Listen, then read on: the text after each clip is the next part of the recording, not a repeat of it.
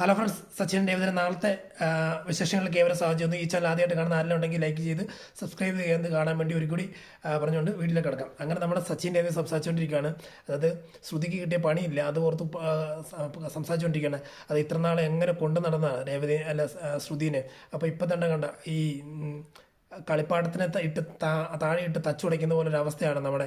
അതായത് നല്ല രീതിയിൽ കൊണ്ടു നടന്നിട്ട് ഭയങ്കര രീതിയിൽ അത് ആദ്യം കിട്ടിയ കളിപ്പാട്ടത്തിന് വലിയ ഭംഗിയുണ്ട്, അതുപോലെ അതായത് ഭംഗിയുണ്ട്, അതിനനുസരിച്ച് അത് നമ്മുടെ കൂടെ എന്തിനും നിൽക്കും എന്നുള്ളൊരു ധാരണയിലുള്ള ഒരു പ്രവൃത്തിയായിരുന്നു ചന്ദ്രമതി ആദ്യം. പിന്നീട് കടന്നു കഴിയുമ്പോഴത്തെ കളിപ്പാടത്തിൻ്റെ കാണിക്കും നമ്മളോട് എതിർത്ത് നിൽക്കുന്നുള്ള രീതിയിലൊരു സ്വഭാവം കാണിക്കുമ്പോഴത്തേക്ക് തച്ചുടയ്ക്കുന്ന ഒരു അവസ്ഥയില്ല. അതാണ് ഇപ്പോൾ ശ്രുതിക്ക് പറ്റിയിരിക്കുന്നത്. ശ്രുതിയായിട്ട് അവിടെ ഇട്ട് പണി ഏൽപ്പിച്ച് കൊല്ലുകയാണ്.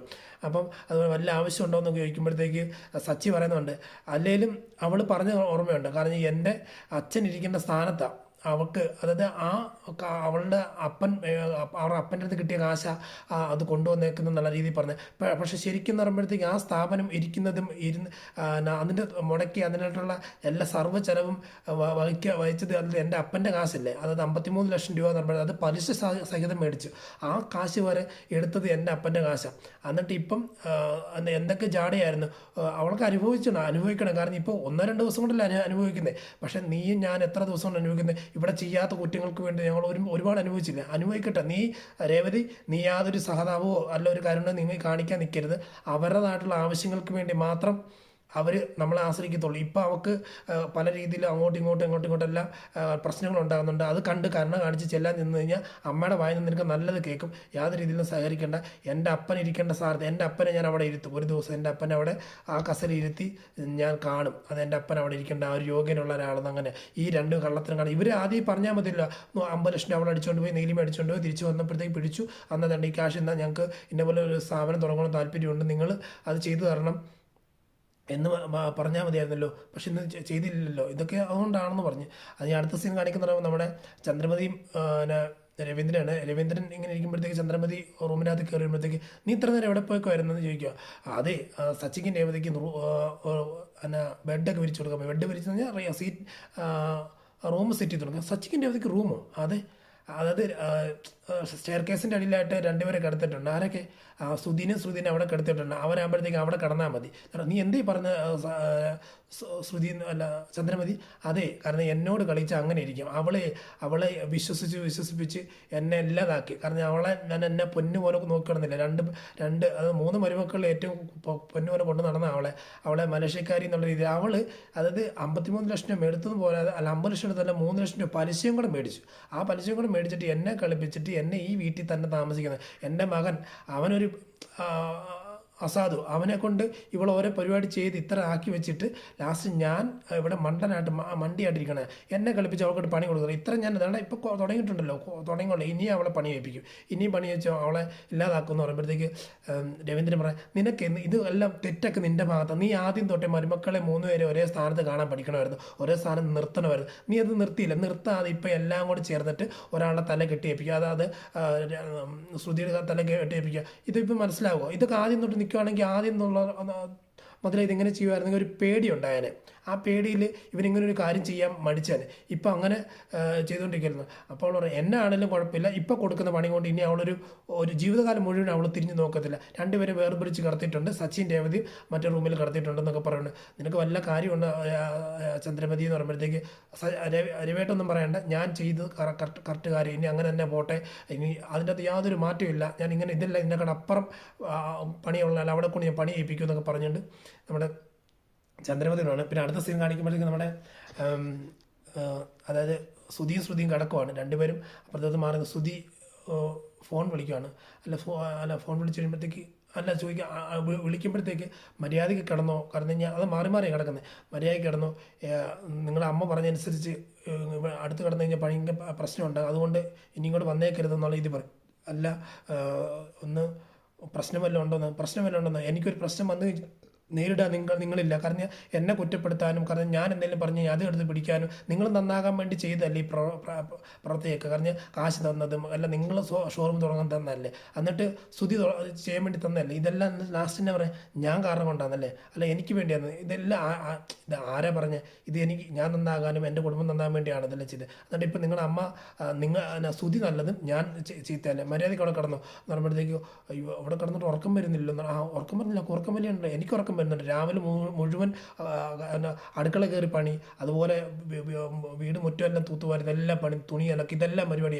എനിക്ക് നല്ല ഉറക്കം വരുന്നുണ്ട്, ഞാനിവിടെ നിൽക്കുന്നില്ല, നിങ്ങളുടെ രീതിയിൽ എന്തെങ്കിലും കാണിച്ചു, ഞാൻ നിങ്ങളോട് കൂട്ടും കൊടുത്തു, നിങ്ങളുടെ പണി നോക്കുന്നു പറയുമ്പോഴത്തേക്ക് ഒരു സ്തുതി എന്നോട് പിണങ്ങല്ലേ, കാരണം എന്ന് പറഞ്ഞാൽ ഞാൻ എന്ത് ചെയ്യാൻ, അമ്മയല്ല എന്ന് പറയാം. നിങ്ങൾ ഈ അമ്മ എപ്പോഴും അമ്മ അമ്മ എന്ന് പറഞ്ഞുകൊണ്ടിരിക്കുന്നതുകൊണ്ടല്ലേ, അതല്ലേ അത് സ്തുതി നീ അമ്മ അമ്മ എന്ന് പറഞ്ഞുകൊണ്ടിരിക്കുന്നില്ലേ. അപ്പോൾ സച്ചിനെയും ശ്രീകാന്തനെയൊക്കെ കണ്ടുപിടിക്കുക, അവരങ്ങനെ ഒന്നും അല്ലല്ലോ.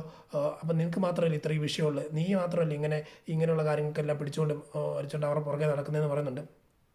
പിന്നെ എന്താണെങ്കിലും കിടന്നുറങ്ങുന്നത്, എനിക്ക് ഉറക്കം വരുമെന്ന് പറഞ്ഞ് ശ്രുതി കിടന്നുറങ്ങുന്നുണ്ട്. അടുത്ത സീൻ കാണിക്കുന്ന പറയുന്നത് നമ്മുടെ വർഷയും ശ്രീകാന്ത് സംസാരിച്ചുകൊണ്ടിരിക്കുകയാണ്. വർഷ ശ്രീകാന്തിനോട് പറയുന്നത് എന്താണ് എനിക്ക് സന്തോഷമായി ശ്രീകാന്ത് എന്ന് ചോദിക്കുന്നത്. എന്നാ അല്ല ഇത്ര നാളും സച്ചിയേട്ടനും രേവതിയേച്ചിയും പുറത്തെല്ലാം കിടന്ന് അവർക്ക് നല്ല റൂമില്ലെന്ന് നല്ല സത്യസന്ധരമായിട്ട് ജീവിച്ച് സത്യസന്ധരായിട്ട് ഇവിടുത്തെ കാര്യങ്ങൾ ചെയ്യുന്നത്. ആ ചേച്ചി ഇത്ര നാൾ പണി ചെയ്ത് അടുക്കള പണി ചെയ്യുന്നു, ഇവിടുത്തെ വീട്ടിലുള്ളവരെ എല്ലാവരും തുണി അലക്കുന്നു, അതുപോലെ ഇത് കഴിഞ്ഞിട്ട് ജോലിക്കും പോകുന്നു. അത്രയും ഒരു നല്ലൊരു സ്ത്രീയെ ഞാൻ കണ്ടിട്ടില്ല. പക്ഷെ അവർക്ക് നല്ലൊരു കിടക്ക പോലും ഇല്ലായിരുന്നു. പക്ഷെ ഇപ്പോൾ അവർക്കുണ്ട്, ദൈവമായിട്ട് കൊണ്ട് കൊടുത്ത ചാൻസ് ഉണ്ട്. അങ്ങനെ ദൈവമായിട്ട് കൊടുത്ത ചാൻസ് അവരിപ്പോൾ യൂസ് ചെയ്യുന്നു. ഇപ്പോൾ യൂസ് ചെയ്തില്ലെങ്കിൽ ചന്ദ്രമതിയുടെ വായിരിക്കുന്ന കേൾക്കും എന്ന് പറഞ്ഞു. ഉടനെ അമ്മയുടെ വായിക്കുന്ന കേൾക്കും എന്നൊക്കെ പറയുമ്പോഴത്തേക്ക് അതിൻ്റെ ശ്രീകാന്ത് പറയുക അതെ അതെ അതെ, കാരണം ഈ ചേച്ചിയില്ല, അതായത് സ്തുതിയടുത്ത് എന്തൊക്കെ മറയ്ക്കുന്നു, സ്തുതിയടുത്ത് ഇതിനെക്കാളും വലിയ കള്ളത്തരം ചെയ്യുന്ന വ്യക്തിയാണെന്ന് തോന്നുന്നു. കാരണം എന്ന് പറഞ്ഞാൽ പല കാര്യങ്ങളും മറച്ചു വെച്ചിട്ടാണ് ജീവിക്കുന്നത്. ഇപ്പം എല്ലാം അതായത് ചീട്ടുകൊട്ടാരം പോലെ പൊട്ടി വീഴുക, കള്ളത്തരം എല്ലാം കാണിച്ചിട്ട് ഇപ്പോൾ ചീട്ടുകൊട്ടാരം പോലെ പൊട്ടി വീഴുവാണ് ഓരോന്ന് കഴിഞ്ഞുകൊണ്ടിരിക്കുന്നത്. ഇപ്പം ഇനിയിപ്പം വീട്ടിൽ നിന്ന് പുറത്താക്കപ്പെടുമോ എന്ന് പോലും അറിയത്തില്ല. കാരണം ഇപ്പം തന്നെ ഇറങ്ങിപ്പോയി തന്നെ തിരിച്ച് കയറി വരുന്നത്. പക്ഷേ ഇനി ഒരാളെ ഇറക്കി വിട്ട് കഴിഞ്ഞാൽ തിരിച്ച് കയറ്റി വിടാൻ ഭയങ്കര വരാൻ ബുദ്ധിമുട്ടായിരിക്കും. അതുകൊണ്ട് നോക്കിക്കണ്ട് നിന്നാൽ കൊള്ളാം. ഇനിയിപ്പോൾ എന്തൊക്കെ കള്ളത്തരം കാണിച്ചു വെച്ചേക്കെന്ന് അറിയത്തില്ലോ എന്ന് പറയുമ്പോൾ ഇനിയിപ്പം എൻ്റെ ഒരു അഭിപ്രായത്തിൽ പറയുകയാണെങ്കിൽ അവൾ വേറൊരു കല്യാണം കഴിച്ചത് ആ ഒരു കൊച്ചുണ്ട് എന്നൊക്കെ അറിഞ്ഞു കഴിഞ്ഞാൽ ചന്ദ്രോദയം ഞെട്ടി വിറയ്ക്കും.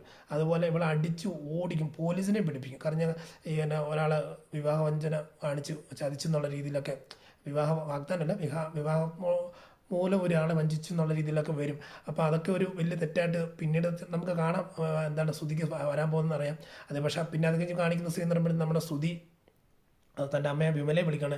അമ്മേ എൻ്റെ അവസ്ഥ കണ്ടോ, എനിക്ക് ഇന്ന പോലെ അവസ്ഥ, എനിക്ക് ഒന്നും അങ്ങോട്ടും ഇങ്ങോട്ടും തിരിയാൻ പറ്റത്തില്ല, ഞാൻ എന്ത് ചെയ്യും എങ്ങനെ ചെയ്യും എന്നൊന്നും ഒരു പിടുത്തമില്ല, ഞാൻ ആകെ നെട്ടോട്ട് ഓടിക്കൊണ്ടിരിക്കുകയാണ്, രാവിലെ തൊട്ടുള്ള പണിയാണ് ചെയ്തുകൊണ്ടിരിക്കുന്നത് എന്ന് പറയുമ്പോഴത്തേക്ക് ഇന്ന് തന്നെ നമ്മൾ പറയാം ഇന്ന് പിന്നെ ഒരു സീനും കൂടെ ഉണ്ട്.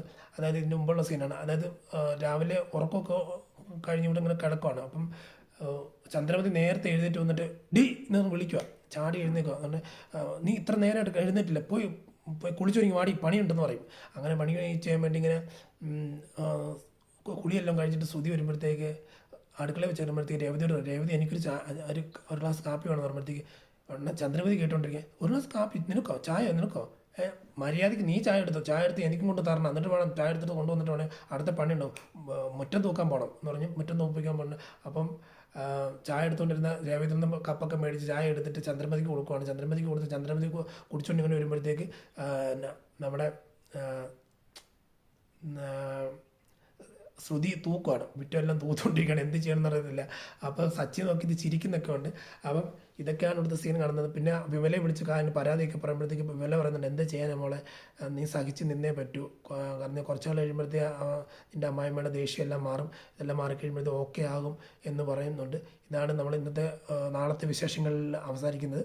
അപ്പം ഇനി കാത്തിരുന്ന് തന്നെ കാണാം ഈ വിശേഷങ്ങളെല്ലാം. ചാനൽ വിസിറ്റ് ചെയ്ത് എല്ലാവരും കാണണമെന്ന് പറഞ്ഞുകൊണ്ട് ഇവിടെ പറയുന്നു. Signing off. Thank you.